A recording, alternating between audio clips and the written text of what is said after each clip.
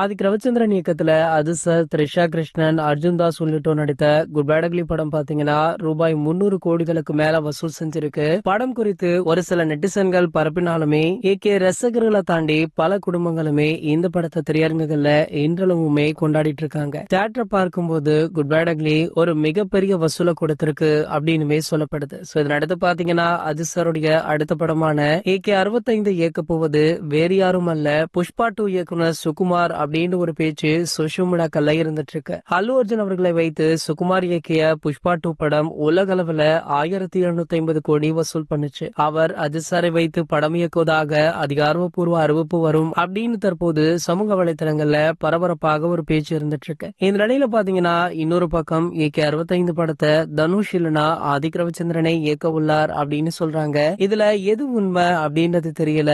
ஆனா நம்ம AK அவர்கள் அவருடைய 25th ஆனிவர்சரியை கொண்டாடுவதற்காக நேற்று பாத்தீங்கன்னா சென்னை ஏர்போர்ட்டுமே வந்திருக்காரு.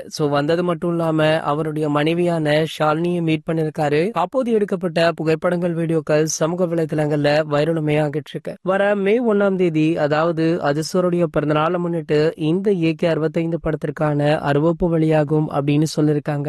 அப்போது தெரிந்துவிடும் யார் இந்த படத்தை இயக்க போறா அப்படின்றது. இது போன்ற சினிமா செய்திகளை பத்தி நீங்க உடனே தெரிஞ்சுக்க நம்மளுடைய அஜித் டாக்கீஸ் சேனலை மறக்காம சப்ஸ்கிரைப் பண்ணிக்கோங்க.